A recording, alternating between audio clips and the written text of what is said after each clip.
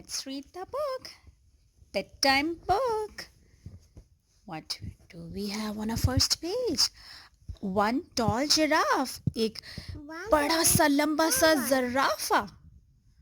Two big walruses. Walruses क्या होता है? बर्फानी शेर. कितने हैं? एक, दो. Two big walruses. Three wise owls. तीन अक्लमंद उल्लू. Four howling coyotes. Coyotes क्या होते हैं? कैसे हाउल करते हैं? ऊ भेड़िया.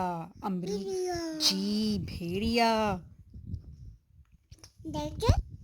Five scuttling crabs. 5 केकड़े. कितने हैं? काउंट कीजिए. 1, 2, 3, 4, 5. There are 5 scuttling crabs. 5 केकड़े. 6 bouncy rabbits. 6 खरगोश. जी जी. 1, 2, 3, 4 5, 7. और ये क्या है? सूरज भी निकला हुआ है. सूरज. सन. 5 hissing snakes. 7 सांप. कितने सांप हैं? 7. And then 8 busy bees. मक्खियाँ. 8 मक्खियाँ. 9 sneaky foxes. 9 लोमड़ियाँ.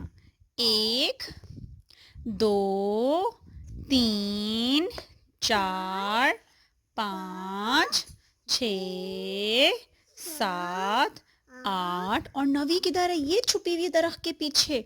9 लोमड़ियाँ. Next page. 10 funny fishes. इतनी प्यारी प्यारी सी मछलियाँ हैं. कितनी मछलियाँ हैं? How many fishes are there? Yes.